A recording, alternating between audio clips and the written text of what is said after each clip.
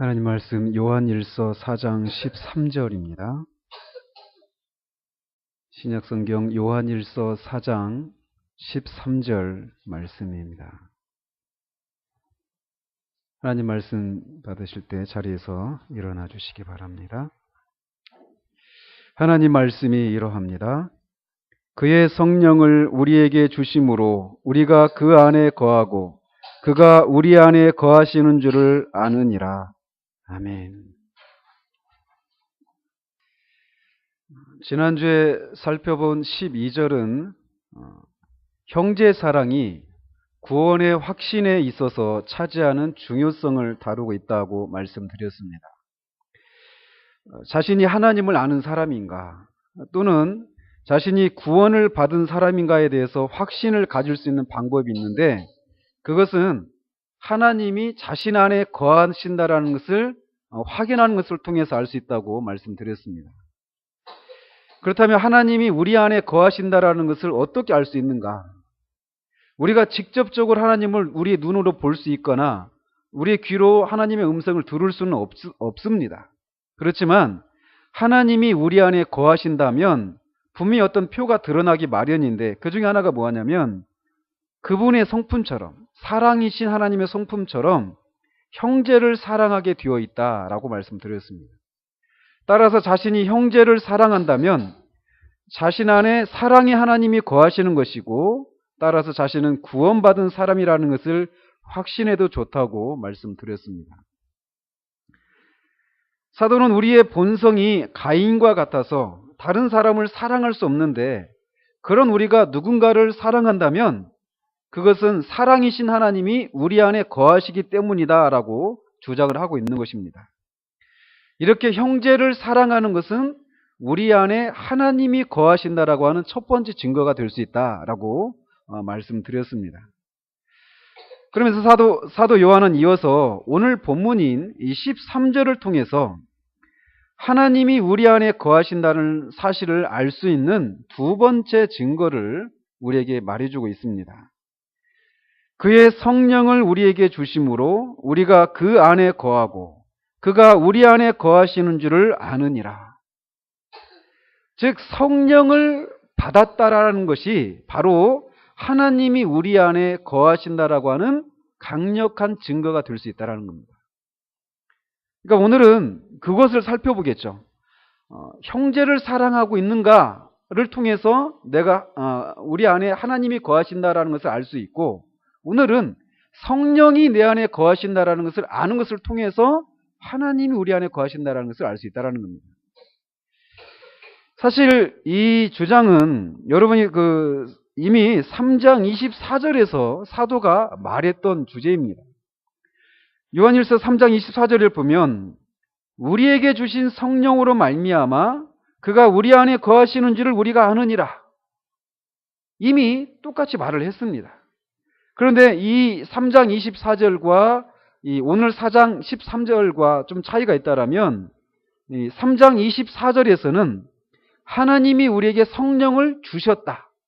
즉 부정과거, 과거 시제를 쓰고 있습니다. 이에 비해서 오늘 4장 13절에서는 하나님이 그의 성령을 우리에게 주신다라고 해서 현재 완료 시제를 쓰고 있습니다.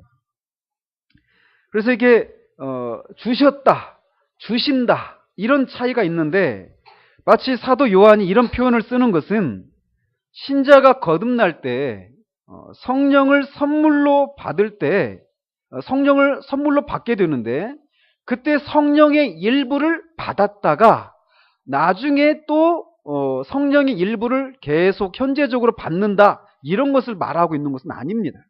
왜냐하면 성령은 한 분이시란 말이에요. 인격이시란 말이죠. 그러니까 인격이신 성령님이 나누어서 우리에게 선물로 주시는 이런 것은 성립이 될 수가 없단 말이죠. 다만 이런 표현은 성령께서 우리가 거듭날 때 신자들이 거듭날 때 신자 안에 거하기 시작하신 성령이 계속해서 신자 안에 머무신다라고 하는 것을 말하고 있는 것이다라고 우리가 해석할 수 있습니다. 아무튼 사도는 신자 안에 계시는 성령을 통해서 하나님이 우리 안에 거하신다라는 것을 알 수 있다고 말을 합니다. 특별히 사도가 이렇게 하나님이 우리 안에 거하신다라는 것을 알 수 있다라고 이렇게 분명하게 말하는 이유에 우리가 좀 주목할 필요가 있는데, 아마도 사도가 이렇게 표현하는 것은 우리가 계속 초기에 말씀드렸던 것처럼 이 당시 요한 사도의 그 편지를 받고 있는 이 초대교회 안에 있는 이단이 어떤 이단이라고 그랬죠? 영지주의자들입니다. 근데 이 사람들은 자신들과 같이 특별한 사람들만 하나님을 아는 지식을 소유했다. 그 자신들만 하나님을 안다라고 말하는 그런 사람들이었습니다. 그런데 그들을 염두에 두면서 지금 이 사도 요한은 이런 지식은 몇몇 특별한 사람들만 가지는 것이 아니라 모든 신자들이 가지는 것이라는 것을 강조하고 있는 것입니다. 성령은 모든 거듭난 신자 안에 계십니다. 그리고 성령이 신자 안에 계신다라는 것을 알 수 있다고 사도 요한이 지금 말을 하고 있는 거예요. 그렇기 때문에 사도 바울도 로마서 8장 9절에서 누구든지 그리스도의 영이 없으면, 즉 성령이 없으면 그리스도의 사람이 아니다라고 말을 합니다. 그러니까 내가 그리스도인인가 아닌가는 성령이 내 안에 계신가 아닌가를 통해서 알 수 있는데, 그 사실 성령이 우리 안에 계시다라는 것을 알 수 있다라는 거예요. 이렇게 한 사람을 그리스도인이 되게 만드는 것은 성령님이 그 안에 거하시는가 아닌가로 판가름이 납니다. 그런데 오늘날 한 사람이 그리스도인이 된다라는 것이 무엇을 의미하는지에 대해서 많은 사람들이 무지하거나 오해를 하고 있는 것을 보게 됩니다. 지난번에 3장 24절을 살펴보면서도 말씀드렸지만, 인간이 성령을 선물로 받는다라고 하는 것은 우리가 이 땅에서 누릴 수 있는 최고의 복입니다. 성령은 하나님이 주시는, 우리 인간에게 주시는 최고의 선물입니다. 죄의 용서를 받는 것도 큰 영광이지만 그리스도를 통해서 이루신 일의 결과는 거기에서 그치지 않습니다. 하나님이 우리를 구원하신 목적은 우리가 아들의 형상을 본받도록 하시기 위함입니다. 아들의 형상, 즉 그리스도를 닮도록 하시기 위해서 우리를 구원하셨단 말이죠. 근데 이것은 우리가 그리스도를 닮아가려고 우리가 노력하는 것으로 되지가 않습니다. 그 일을 하기 위해서는 우리는 새로운 본성을 가져야 되고, 또 동시에 새로운 능력을 힘입어야만 합니다. 우리의 능력으로 되지 않아요. 우리의 어떤 타고난 본성으로는 이것을 이룰 수가 없단 말이죠. 근데 성령께서 바로 우리 안에 계셔서 이런 삶을 살 수 있도록 우리 안에서 역사하시는 그런 원천이시고 능력으로 우리 안에 계시단 말이죠. 바로 이렇게 성령의 능력을 힘입어서 우리가 아들의 형상을 본받을 수가 있는 것입니다. 그러나 오늘날 많은 사람들이 이것을 모릅니다. 그래서 그리스도인이 된다라는 것을 그저 몇 가지 죄악된 행동을 그치고 교회를 다니면 그리스도인이 되는 것쯤으로 생각을 하는 사람들이 교회 안에 많이 있습니다. 물론 한 사람이 구원을 받고 그리스도인이 되면 이런 변화들이 있기 마련입니다. 그리고 이런 변화들은 반드시 있어야만 합니다. 그러나 이것이 전부가 아니라는 거예요. 술을 하고 담배하고 뭐 이런 것뿐만 아니라 교회를 다니기 전에 우리가 했던 많은 죄악된 행동들이 있잖아요. 그런 것들을 하지 않고 교회를 그런 것들을 죄악된 행동들을 끊는 것은 반드시 있기 마련입니다. 있어야만 합니다. 그러나 그것이 전부가 아니라는 거예요. 사도 요한은 그의 성령을 우리에게 주심으로라고 말을 합니다. 성경은 그리스도인을 착하고 도덕적인 삶을 사는 사람 정도가 아니다라고 말을 하고 있다는 거예요. 이렇게 어떤 사람들이 몇 가지 이렇게 나쁜 일이라고 하는 것들을 하지 않는 것이 기독교의 전부라고 생각하는데 그것이 아니라는 거죠. 또는 어떤 사람들은 그리스도인이 된다라는 것을 이 몇 가지 기독교적인 행동을 하는 것으로 생각을 합니다. 이번 주에도 어떤 형제들이랑 좀 교제를 했었는데 그 친구 중에 이제 어떤 친구가 그런 얘기를 해요. 이 강남에 어떤 큰 대형 교회가 있는데 그 대형 교회에서 주일에 예배를 드리고 나면 청년들이 예배 끝나면 당구장으로 노래방으로 막 간다라는 거예요.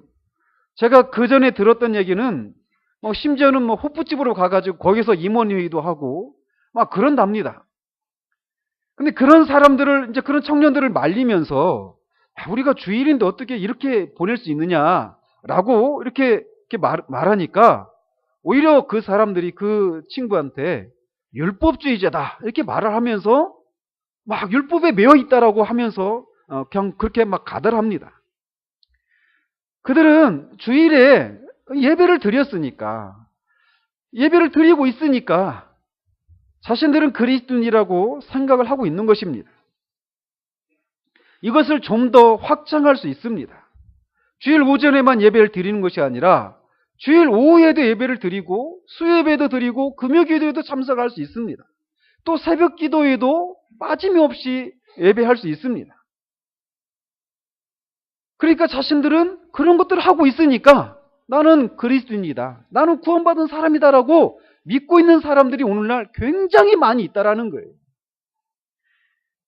그렇게 교회를 다니기 전에는 이런 것들을 안 하다가 지금은 하고 있으니까 사실은 그리스도인이 분명하다라고 생각한다라는 거죠. 그렇게 교회를 다니다가 이런 종교적인 일에 열심을 내면 교회는 그 사람들에게 직분을 줍니다. 그래서 교회 안에서 권사나 집사, 장로 직분이라도 받으면 그리고 각종 예배와 모임에서 기도도 하고 또 이런저런 교회 봉사도 하고 열심을 내면 자신은 그리스도인이 되었다고 철석같이 믿습니다. 자신뿐만 아니라 다른 사람들도 그런 사람들을 구원받은 그리스도인이라고 철석같이 믿어준단 말이죠. 그런 사람들은 기독교를 단지 이렇게 이 기독교적인 행동들을 행하고 이런 종교적인 행동들에 순종하는 것이 기독교의 전부라고 생각한다라는 것이에요. 물론 한 사람이 거듭나서 구원받으면 이런 종교적인 행위들에 열심을 내는 모습이 있습니다. 참된 종교에는 이런 종교적인 형식이 반드시 있기 때문에 그렇죠. 그러나 이것이 전부가 아니라는 거예요. 사도 요한은 그의 성령을 우리에게 주심으로 라고 말을 합니다. 뿐만이 아닙니다. 어떤 사람들은 기독교의 교리를 자신이 믿고 인정하고 있으니까 자신은 그리스도인이 분명하다고 생각을 합니다. 오늘 또 우리가 예배 전에 그 신앙 고백했잖아요. 전능하사 천지를 만드신 하나님을 내가 믿사오며 하면서 그런 신앙의 고백을 했는데 그것을 자신이 믿는다라는 거예요. 그뿐만 아니라 또 전도하는 사람들을 통해서 영접 기도를 자신이 했다라고 주장한다라는 거죠.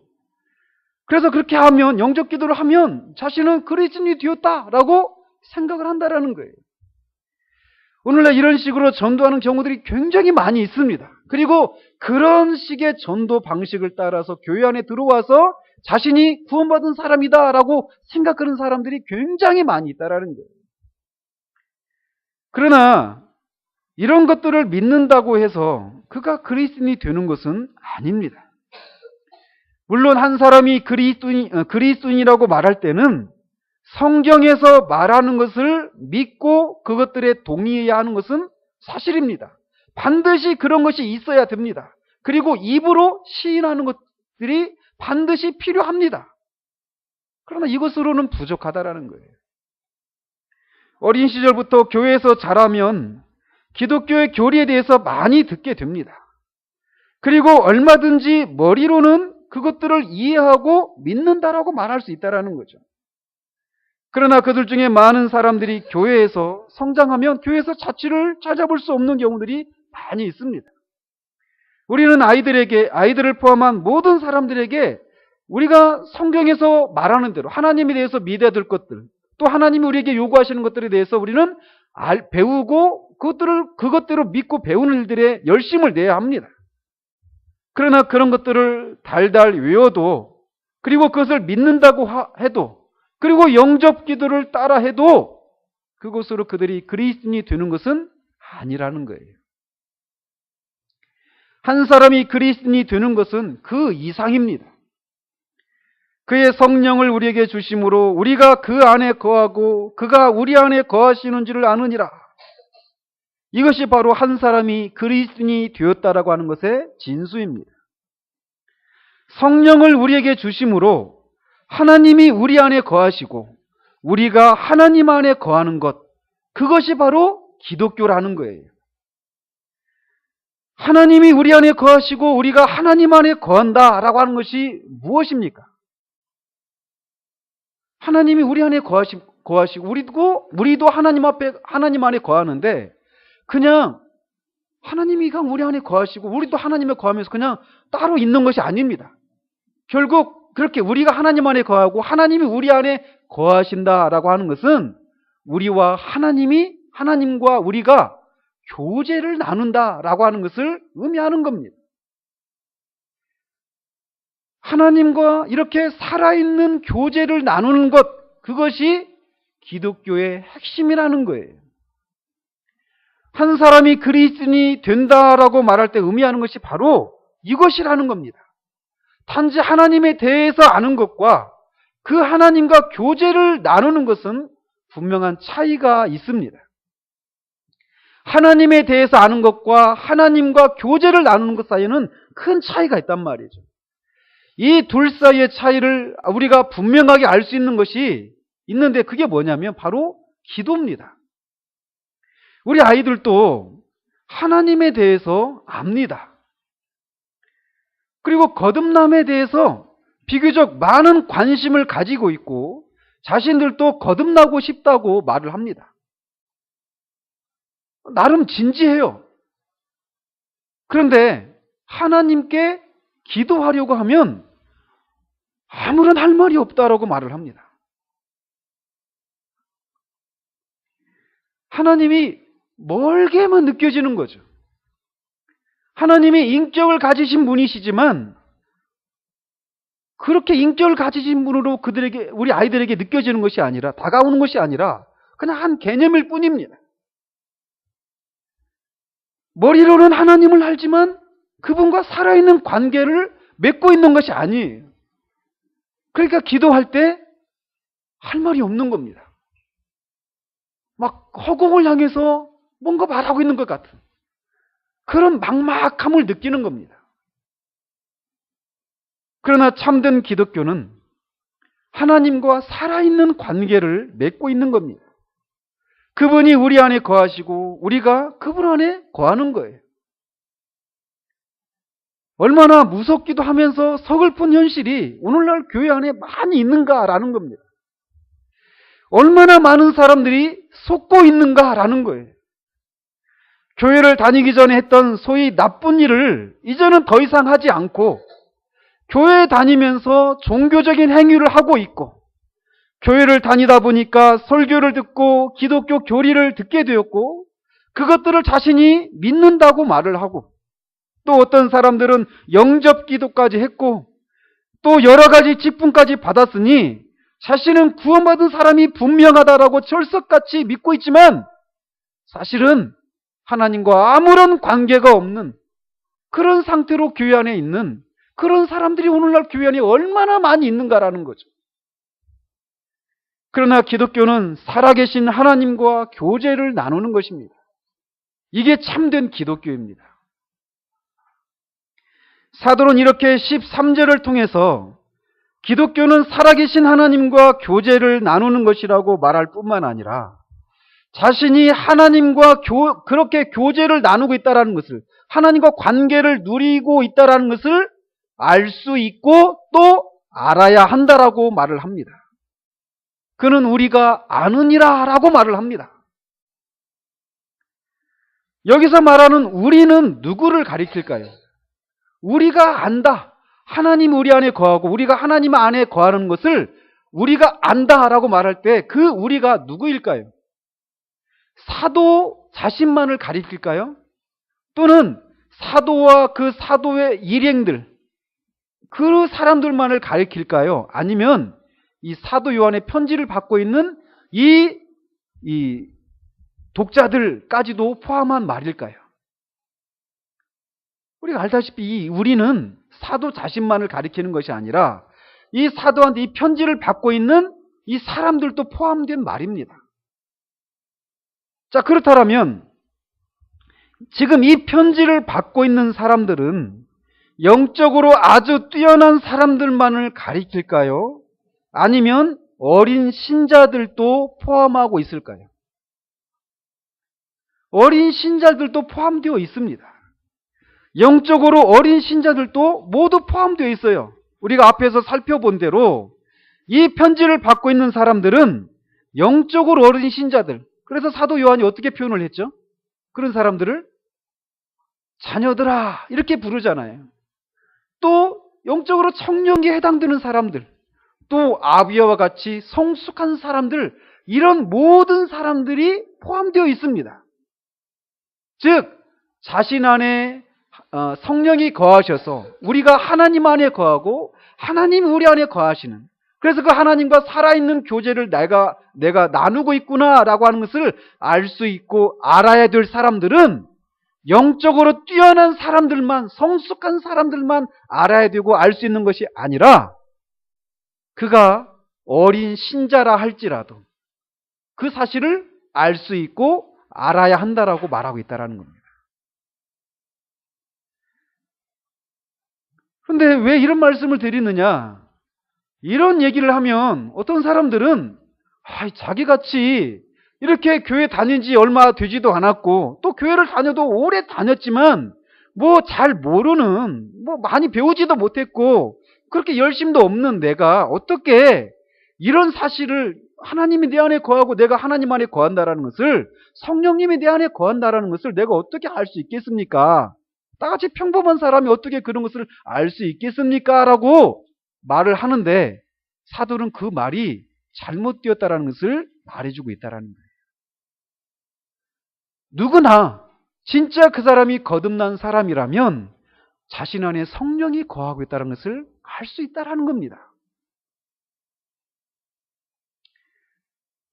이렇게 자신들은 평범한 사람이기 때문에 목사나 어떤 중직자들이나 교회를 오래 다니고 열심히 있는 사람들이나 이런 것을 알 수 있지, 그렇지 않은 자신 같은 사람이 어떻게 이런 것을 알 수 있겠습니까? 라고 이렇게 말하는 사람들은 사도 요한이 5장 13절에서 내가 하나님의 아들의 이름을 믿는 너희에게 이것을 쓰는 것은 너희로 하여금 너희에게 영생이 있음을 알게 하려 함이라 라고 하는 이 말씀도 자신에게는 해당이 안 된다고 주장하는 것이나 마찬가지입니다. 하나님은 성경을 통해서 우리가 구원의 확신을 가지기를 바라셔서 그것들을 알 수 있는 여러 가지 근거들을 기록으로 남겨놓으셨습니다. 그러므로 우리는 구원에 대한 분명한 확신을 가지고 기쁨을 누리기까지 멈추지 말아야 됩니다. 그것을 우리는 알 수 있단 말이죠. 지난주에도 말씀드렸지만 한낱 인간의 왕이 하룻밤 머물다가도 흔적이 남기 마련인데 만왕의 왕이신 하나님이 우리 안에 거하시는데 어떻게 우리가 그것을 모를 수 있겠는가라는 겁니다. 우리가 구원받지 못했을 때는 우리는 우리의 허물과 죄로 죽어 있었던 사람들이었습니다. 하나님과 교제가 끊어지고 영적인 생명을 누리지 못해서 공허와 허무함 가운데 비참한 삶을 살았던 사람들이 바로 우리들이었습니다. 그래서 마치 꿈속에서 맛있는 음식을 아무리 배불리 먹어도 깨어나면 여전히 배가 고프고, 꿈속에서 아무리 맛있는 시원한 그런 물을 마셔도 깨어나면 여전히 목이 마른 것처럼 우리가 이 땅을 살아가면서 자녀도 키우고 직장생활하고 학교도 다니고 이렇게 저렇게 많은 즐거움들을 누리지만 그 즐거움 속에서 참된 그런 만족을 누리지 못했던, 마치 어른들이 이제 연세가 드시면 음식을 먹어도 이게 음식의 맛을 느끼지 못하잖아요. 먹지만 무슨 맛인지를 모르고 그 음식을 먹는 것처럼 살고는 있습니다. 살고 있단 말이에요. 직장 생활하고 학교 다니고 있고 그냥 일반적인 그런 삶을 살고 있습니다. 그런데 그 속에서 뭔가 어떤 허무함을 느끼는 겁니다. 그래서 전도서 기자가 말하는 것처럼 헛되고 헛되다 말할 수밖에 없는 그것이 있단 말이에요.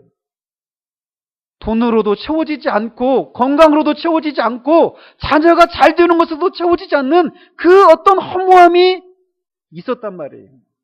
하나님과 교제가 끊어져 있었을 때 그게 바로 우리들의 상태였단 말입니다.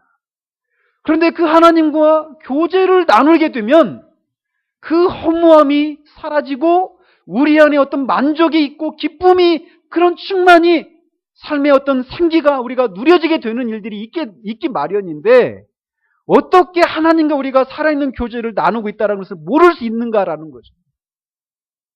그거는 신앙이 어리냐 신앙이 아주 성숙하냐 이런 문제가 아니란 말입니다. 그렇기 때문에 여러분이 정말 이 자신 안에서 하나님과 살아있는 교제를 내가 누리고 있는 것을 여러분들이 확신하지 못하고 있다면 그것을 여러분이 확신할 때까지 쉬지 마시기 바랍니다. 얼마 전에 뉴스를 보니까 어떤 사람이 화장실에 가서 일을 보다가 아이를 낳았다고 그래요. 근데 놀라운 것은 자기가 아이를 임신을 했다는 것을 몰랐다라는 겁니다. 어떻게 그런 일이 있을 수 있는가? 근데 그게 진짜 있었다라는 거예요. 자기가 아이를 가졌다는 것을 모르고 일을 보다가 아이를 덜컥 낳습니다. 얼마나 황당한 일입니까? 근데 이게 정말 있을 수 없는 일이지만 실제로 일어난 일입니다. 그런데 그 사람이 자기가 아이를 낳기 전까지는 아이를 가졌는지 알지를 못했다 할지라도 아이를 낳는 순간은 어떻습니까? 아이를 낳으면서는 내가 아이를 가졌네 이렇게라도 알 수 있잖아요. 그런 것처럼 하나님과 우리가 살아있는 관계를 누리고 있다는 것을 그것이 어떤 과정을 통해서 우리에게 일어났는지를 알 수 없지만 내가 정말 하나님과 살아있는 교제를 나누고 있다면 그것은 반드시 증거로 나타난다라는 겁니다. 알 수 있다라는 거예요. 또 알아야만 한다라는 겁니다. 그래서 그렇다면 우리 안에 하나님이 거하신다라는 것을 어떻게 알 수 있는가라는 겁니다. 사도 요한은 그의 성령을 우리에게 주심으로라고 대답합니다. 따라서 우리 안에 성령이 계시다라는 것을 알면 결국 하나님이 우리 안에 거하신다라는 것을 알 수 있게 됩니다.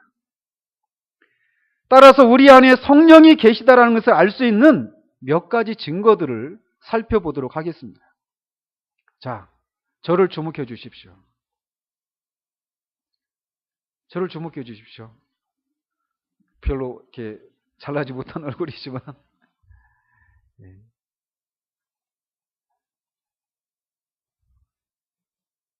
먼저 여러분이 성령님이 여러분 안에 계시다라면 첫 번째로 여러분에게 드러나는 그 표지가 하나가 있는데 그게 뭐냐면 영적인 것들에 관심을 가지기 시작한다는 겁니다. 지난번에도 잠시 말씀을 드렸었습니다. 그래서 자신이 구원을 받았는가, 자신의 영혼이 안전한가에 대한 문제에 사로잡히게 됩니다. 여러분들은 하나님을 알고 싶어 합니까? 영원한 것들에 대해서 관심을 가지고 있습니까? 그런 것들이 여러분들의 관심을 가지게 만들고 그것들을 받기를 원하는 마음이 있습니까? 이런 것들이 여러분의 관심을 많이 끄십니까? 사람들을 만나면 온통 이런 것들을 가지고 대화를 나누고 그 대화 속에서 여러분들이 그 마음을 사로잡고 있는 그 영적인 것들에 대한 어떤 답들을 얻어내고 싶은 그런 마음이 여러분들 안에 막 일어납니까? 선로역정에 나오는 크리스찬이 그렇게 했던 것처럼 그 크리스찬이 이런 관심이 자기 안에서 막 일어나니까 내가 정말 구원받았는가? 이런 문제들이 자신 안에서 일어나게 되니까 그 문제에 대한 답을 찾기 위해서 계속해서 막 미친 듯이 행동하는 것처럼 사람마다 그 정도의 차이는 있지만 영적인 것들이 자신이 정말 구원받았는가, 구원받지 못했는가, 어떻게 하면 내가 구원을 받을 수 있는가, 이런 문제들에 대해서 여러분들의 마음을 사로잡고 있는 일들이 여러분 안에 있는가라는 겁니다. 저기도 앉아 계시지만 결혼하기 위해서 막 4년 동안 쫓아다니셨잖아요. 그렇게 그 한 가지 목적을 놓고 계속 지속적으로 그렇게 막 찾아가는 것처럼 내가 정말 구원을 받았는가? 하나님이 나를 아는가? 나는 그 하나님을 아는가? 이런 문제를 가지고 여러분들의 마음에서 그런 것들이 여러분의 마음을 사로잡고 있는 일들이 시작이 되고 있는가라는 겁니다. 그리고 그런 것들이 지금도 지속적으로 여러분 안에서 계속되고 있는가라는 겁니다. 만일 그렇다면 성령께서 여러분 안에 계신 것입니다. 왜냐하면 하나님을 떠난 사람들은 빌립보서 3장 19절에서 말한 것처럼 하늘에 속한 일들이 아니라 땅의 일을 생각하는 사람들이기 때문에 그렇습니다. 땅의 일이란 육신적인 일을 가리킵니다. 육신적인 일들이란 또 그 종류가 굉장히 다양합니다. 우리 아이들이 이번 주에 외웠던 그 암송 구절인데, 전에는 우리도 그 가운데서 우리 육체의 욕심을 따라 지내며 육체와 마음에 원하는 것을 하여 다른 이들과 같이 본질상 진노의 자녀이었더니, 육체와 마음에 원하는 것을 따라서 행하는 삶, 그것이 바로 땅의 일들을 생각하는 것입니다. 그래서 술에 취하고 어떤 성적인 그런 어떤 죄악에 빠지는 육체적인 어떤 정욕을 따라 사는 것만 육신에 속한 일이 아닙니다. 그런 것뿐만 아니라 마음에 원하는 대로 하는 겁니다. 그래서 정신적이고 어떤 그 정신적인 것들을 추구하는 거예요. 이런 것들 안에는 어떤 연애와 스포츠, 자신의 미래와 직업, 자녀들을 양육하는 문제, 부동산과 증권에 대한 것, 문학과 철학과 역사, 정치와 경제, 이런 모든 것들에 대한 관심입니다. 그런 것들 자체가 잘못된 것은 아닙니다. 그러나 거기에서 멈춰버린다는 거죠. 그런데 성령께서 우리 안에 거하시기 시작하면 그런 것들이 아니라, 땅에 속한 것들이 아니라 영적인 것들에 대해서 막 그런 관심이 우리 안에서 증폭되는 것을 보게 됩니다. 그냥 한 번 스쳐 지나가는 것이 아니라 그것이 자기 안에서 만족을 누릴 때까지 계속됩니다. 이 일은 우리가 선로역정에서 살펴보는 것처럼 천성에 올라갈 때까지 계속 되어지는 일입니다. 그렇기 때문에 여러분 안에서 영적인 것들에 대해서, 여러분의 영혼이 정말 구원을 받았는가 그렇지 않은가, 이런 것들과 관련해서, 영원한 것들에 관련해서 여러분 안에서 그런 관심이 시작되고 있다라면 성령께서 여러분 안에 계신 거예요. 두 번째로, 여러분 안에 있는 죄를 인식하는가입니다. 단지 그냥 몇 가지 해서는 안 될 일들을 하는 데서 오는 그런 가책을 말하는 것이 아닙니다. 여러분 안에서 여러 가지 악한 행동을 하게 만드는 악한 생각과 추하고 더러운 생각, 그런 본성이 있다라는 것을 여러분들이 느끼는가라는 겁니다. 마음에서 나오는 것은 악한 생각과 살인과 간음과 음란과 도둑질과 거짓 증언과 비방이니, 여러분의 마음 안에 그런 죄를 행할 수밖에 없는 것들이 계속 솟구치고 있구나라는 것을 여러분들이 인식하는가라는 겁니다. 자신이 인간이나 이런 것들로부터 피할 수 없다라는 것을 아는 일들이 있는가라는 거예요. 선을 행하기를 원하지만 행할 수 없는 그런 자신에 대해서 절망하는 그리고 그런 자신을, 악을 계속해서 행하고 있는 자신을 미워하는 일들이 여러분들 가운데 있는가라는 겁니다. 만일 그렇다면 성령께서 여러분 안에 계시다라고 말씀드릴 수 있습니다. 성령이 오시기 전까지 우리는 그런 생각을 할 수가 없습니다. 몇 가지 드러난 어떤 죄악들을 고치려고 노력을 할 수 있지만 성령께서 오셔서 우리 안에 그 죄악의 뿌리를 보이시면 도무지 손을 쓸 수 없는, 그래서 자신이 하나님 앞에 아무것도 아닌 더러운 죄인이라는 것을 깨달을 수밖에 없게 됩니다. 그러므로 만일 자신을 죄인이라고 느끼고 그것을 미워한다면 이런 여러분이 성령의 선물을 받았다라고 하는 증거가 될 수 있습니다. 다음으로는 예수 그리스도에 대한 믿음입니다. 이것은 이제 다음 주에 14절과 15절에서 우리가 더 상세하게 살필 겁니다. 주 예수 그리스도에 대해서 여러분들이 진정한 그런 믿음이 있는가라는 겁니다. 예수 그리스도에서 우리가 알아야 될 것들, 예수 그리스도의 인격과 그가 하신 일들에 대해서 성경에서 말하는 대로 여러분들이 믿고 있는가라는 겁니다. 만약 그렇다면 여러분들은 성령을 선물로 받은 사람들입니다. 또 다른 증거는 여러분들이 양자의 영을 받았는가라는 겁니다. 양자의 영을 받았다라고 하는 것은 하나님이 여러분의 아버지로 여러분에게 인식되는가라는 겁니다. 또 하나님 편에서 보면 여러분이 하나님의 자녀다라고 하는 사실들을 여러분이 인식하는가라는 겁니다. 하나님이 멀리 계시는 분이거나 여러분에게 벌을 내리시는 심판의 하나님이 아니라 여러분의 아버지로 느껴지시는가라는 거예요. 아무리 이 세상에서 육신의 아버지의 온전한 사랑을 경험하지 못한 사람이라 할지라도 그가 양자의 영을 받으면 하나님 아버지의 친밀한 이런 아버지로서의 사랑을 느끼기 마련입니다. 여러분의 고난에 귀를 기울이시고 여러분의 삶을 인도하시고 돌보시고 보호하시는 그런 아버지의 사랑을 느끼기 시작한다라는 거예요. 그러므로 그런 하나님을 사랑할 수 있고 그분께 가까이 나아가고 싶어 합니다. 그분을 더 알고 싶어 합니다. 사랑 안에는 두려움이 없기 때문에 그렇습니다. 그전에는 양자의 영을 받기 전에는 하나님은 늘 두려운 분이었습니다. 이렇게 하지 않으면 벌을 내릴 것 같은 그런 분으로만 하나님이 멀리만 느껴졌습니다. 그러나 양자의 영을 받은 순간 하나님은 더 이상 멀리 계신 분이 아닙니다. 두려워 심판을 하시는, 벌을 내리시는 그런 엄한 분으로만 우리에게 다가오시지 않는다라는 거예요. 여러분은 하나님이 여러분의 아버지이시고 여러분은 하나님의 자녀라는 사실을 아십니까?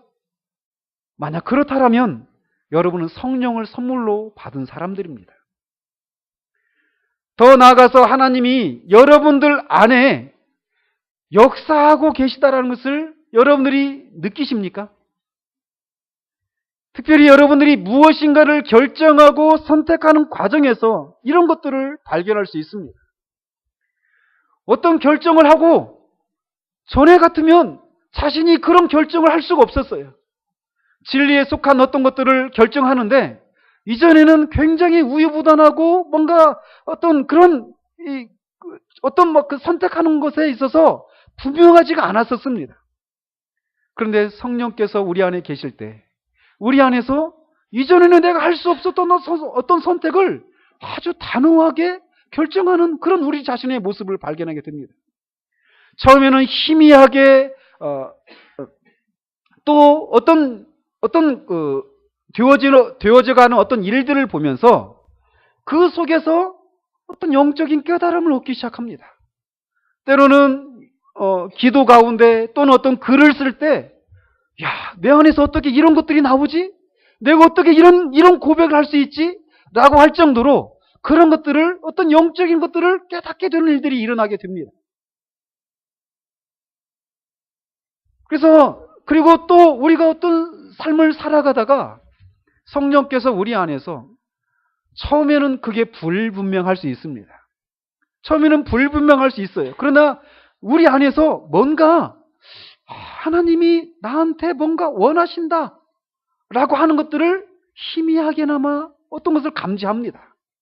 그 종류는 굉장히 다양합니다. 아주 작은 문제일 수 있습니다.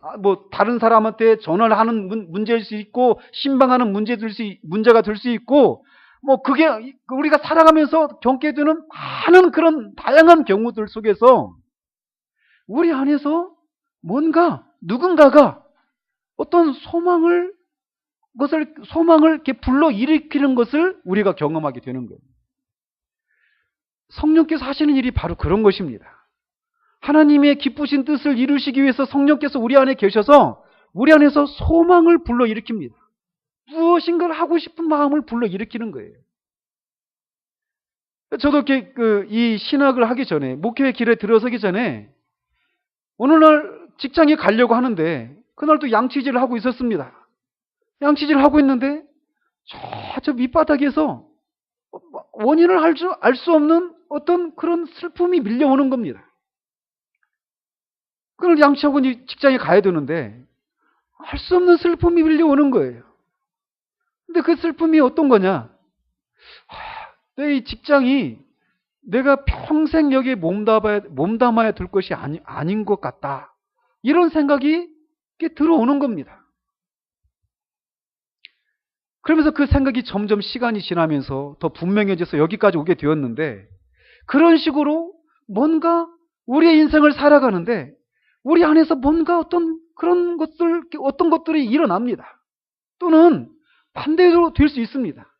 우리가 그냥 살아가고 있는데 하나님께서 우리를 향해서 어떤 슬퍼하는 마음을 우리가 감지하게 됩니다. 이렇게 살아가는 것을 그냥 아무런 문제 없이 살아가고 있는 우리 자신을 누군가가 물끄러미 우리를 바라보고 있는 것 같이 느껴집니다. 그러면서 내가 이렇게 살아서는 안 되는데, 이런 식의 생각들이 우리 안에서 불현듯 일어납니다. 그런 식으로 성령께서 우리 안에 계셔서 그렇게 우리 안에서 어떤 소망을 불러일으키고, 또 그것들을 살고 싶은 마음을 불러일으키고, 그렇게 살도록 우리를 설득하고, 그것들이 그렇게 사는 것이 정말 진짜 삶이라고 하는 것을 우리로 하여금 인식하게 만듭니다. 그리고는 결국 그렇게 살게 우리를 설복하게 하시고, 또 그렇게 살 수 있는 힘을 우리 안에서 불러일으켜 주셔요. 그게 성령께서 우리 안에서 하는 일입니다. 그냥 기독교의 어떤 행위들을 아까도 앞에 좀 전에 말씀드렸던 것처럼 그냥 개미 쳇바퀴 돌듯이, 다람쥐 쳇바퀴 돌듯이 기계적으로 그냥 기독교적인 행동들을 그냥 열심을 내는 것이 아니라, 그런 것들 속에서 또는 우리의 일상의 삶을 살아가는 것들 속에서 무엇인가 우리 안에서 어떤 소망을 불러일으키고 또는 슬퍼하시고 어떤 그런 것들을 불러일으키는, 그래서 우리의 삶은 이렇게 저렇게 인도해 가시는 어떤 손길들을, 어떤 역사하심을 우리가 느낀다라는 거예요. 그것이 무엇인지를 여러분들이 안다라면 여러분 안에 성령이 계시다라고 하는 강력한 증거라는 겁니다. 다음으로는 우리 안에서 육신과 성령 간에 이런 싸움이 있다라고 하는 것을 인식하는 겁니다. 성령은 우리 안에 계셔서 말씀드렸던 것처럼 그렇게 우리로 하여금 이런저런 삶을 살기를 원하시는 마음을 우리 가운데 불러일으킵니다. 바울은 그것을 성령의 소욕이다라고 말을 합니다. 성령께서 우리로 하여금 이런저런 결정을 내리고 이런저런 삶을 살아가도록, 또는 이런저런 삶을 살아가지 않도록 우리 안에서 어떤 것을 요구하십니다. 그러면은 우리가 거기에 대해서 그냥 yes sir 하면서 그냥 순종하게 되는 것이 아니라, 그것들을 살아내고 싶지 않은, 그것대로 살고 싶지 않은 그 어떤 것이 또 우리 안에 있다는 것을 우리가 알게 됩니다. 이것은 단지 우리가 어떤 나쁜 일을 저지르려고 할 때 우리 마음에서 일어나는 갈등을 말하는 것이 아닙니다. 마치 이것은 우리 안에서 마치 두 사람이 있는 것처럼, 그래서 마치 두 사람이 서로 막 대적하고 싸우는 것 같은 그런 것을 말하는 겁니다. 사도 바울은 이것을 육체의 소욕은 성령을 거스르고 성령의 소욕은 육체를 거스리나니라고 말을 합니다. 그래서 이 싸움이 우리 가운데서 막 일어납니다. 그래서 만약에 이런 싸움이 일어나는 것이 무엇인지를 여러분들이 안다라면 성령께서 여러분 안에 계시기 때문에 일어나는 현상이라는 것을 여러분들이 아셔야 한다라는 거예요. 거듭나지 않은 사람은 한 사람만 존재합니다. 그러나 거듭난 사람은 마치 두 사람이 존재하는 것 같습니다. 그래서 성경은 옛사람과 새사람, 또 겉사람과 속사람, 옛 자아와 새로운 자아, 이런 식으로 표현을 하는 겁니다. 그래서 이 두 세력 간에 싸움이 일어나는 거예요. 그래서 거듭난 사람의 이 마음은 싸움판이다 라고 말을 합니다. 이런 싸움이 무엇인지를 안다라면 성령님이 여러분 안에 계시다라고 하는 증거가 될 수 있다는 거예요. 마지막으로 성령의 열매를 맺고 있는가를 통해서도 여러분 안에 성령님이 계신가 아닌가를 알 수 있습니다. 성령님이 우리 안에 계시는 것은 우리로 하여금 그냥 어떤 하나님과의 교제 가운데서 누리는 그런 기쁨과 그런 환희와 어떤 삶의 어떤 그런 생기들, 즐거움들을 누리도록 하시기 위함만이 아닙니다. 그런 것이 분명히 있습니다. 그런데 그것을 그렇게 역사하시는 것은 우리로 하여금 어떤 지점으로 데려가기 위함입니다. 그 어떤 지점이 어떤 것이냐? 바로 아들의 형상을 닮아가도록 하는 것입니다. 아들의 형상, 곧 우리 주 예수 그리스도를 닮는 것입니다. 예수 그리스도를 닮는 것이다 라고 하는 것은 결국 성령의 열매를 맺는 것을 가리킵니다. 왜? 성령의 열매를 가장 완벽한 방식으로 나타내신 분이 누구시냐? 바로 우리 주 예수 그리스도이기 때문에 그렇습니다. 사도 바울은 갈라디아서 5장 22절 23절에서 이렇게 말을 합니다. 오직 성령의 열매는 사랑과 희락과 화평과 오래 참음과 자비와 양성과 충성과 온유와 절제니 이 같은 것을 금지할 법이 없느니라. 성령의 열매가 여러분들 가운데서 맺혀져 가고 있는가라는 것을 살펴보시면 여러분 안에 그런 성령께서 계신가 아닌가를 알 수 있다는 겁니다. 물론 사람마다 이런 열매의 특징이 많이 나타나기도 하고 또 그렇지 못할 수도 있습니다. 또 한 사람 안에서도 어떤 때는 어떤 측면이 많이 나타나는데 어떤 측면이 또 어떤 때는 어떤 측면이 아주 있지도 않은 것 같이 보일 때도 있습니다. 그러나 분명한 것은 있다라는 겁니다.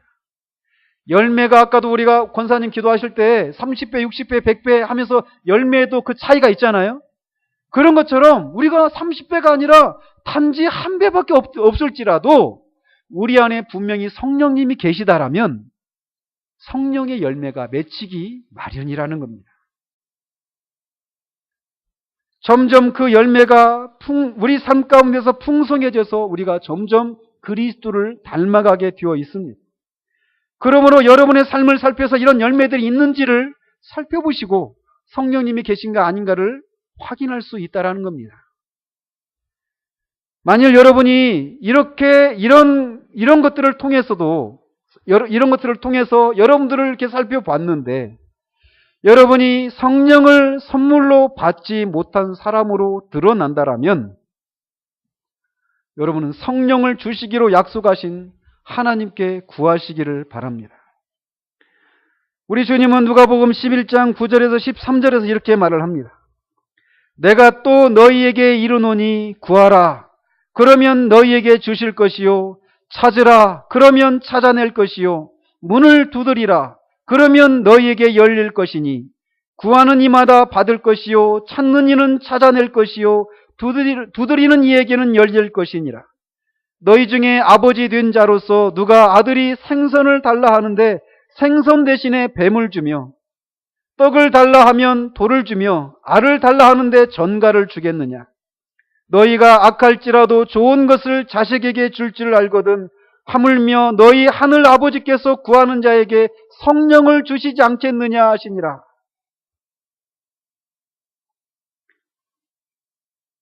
어제도 지처랑 잠깐 통화하면서 그런 얘기를 나눴습니다.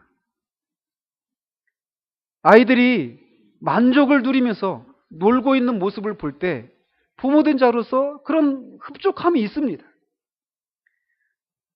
이것을 무한대로 확장을 해 보십시오. 그것이 하나님의 마음입니다. 하나님은 우리에게 좋은 것 주시기를 원하시는 분이십니다. 좋은 것 중에 가장 좋은 것인 성령을 우리에게 선물로 주셔서 우리로 하여금 이 땅에서 하나님과 교제가 끊어졌기 때문에 누릴 수 없었던 그 참된 만족과 쉼을, 그 인생의 풍성함을 우리가 만끽하기를 우리 주님은 원하십니다. 하나님은 결코 인색하신 분이 아니십니다. 에덴 동산에서 나타나서 그 우리의 최초의 인류의 그 조상이었던 조상들에게 나타나서 하나님은 정말 인색한 분이시다. 하나님은 사랑이 없다. 하나님은 공정한 분이 아니시다. 너희들이 그 선악을 알게 하는 과실을 먹으면 하나님과 같이 될 것을 하나님이 두려워해서 너희들에게 그것을 주지 않은 것이다.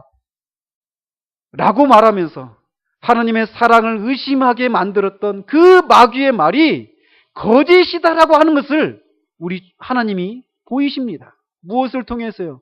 그 아들을 우리에게 내어주신 것을 통해서 그렇습니다.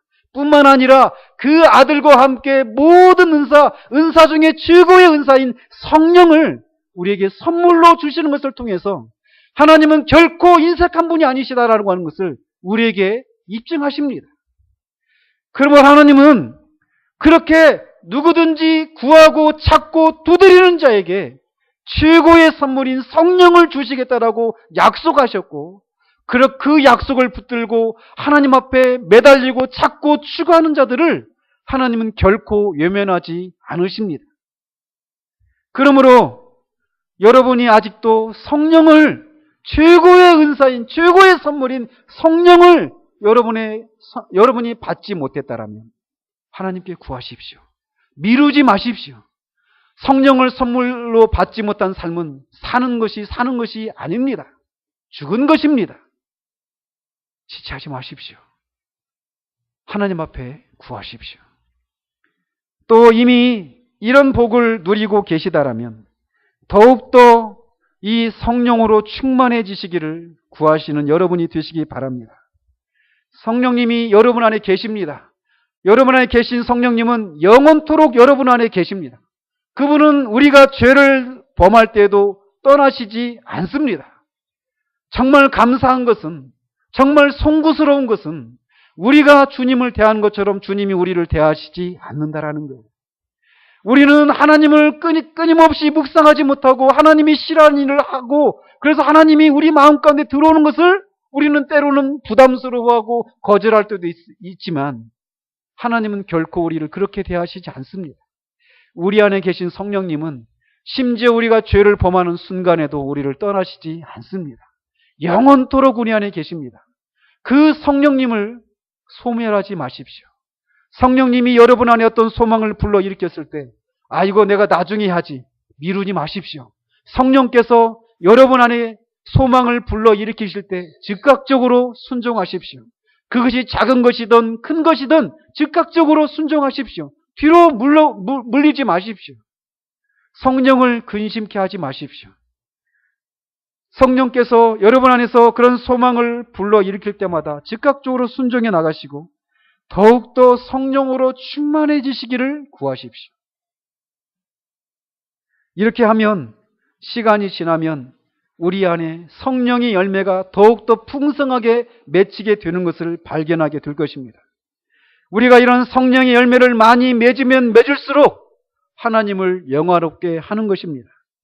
우리가 무엇으로 하나님을 영화롭게 합니까? 하나님을 기뻐하시게 해드릴 만한 그런 열매를 맺는 것입니다. 그 열매가 무엇이냐? 성령의 열매요 곧 그리스도를 담는 것입니다. 그러므로 옛사람의 요구를 무시하고 그 옛사람의 요구를 부인하십시오. 그리고 성령의 소욕을 좇으십시오. 이것이 우리를 구원하신 하나님의 요구이십니다. 기도하겠습니다.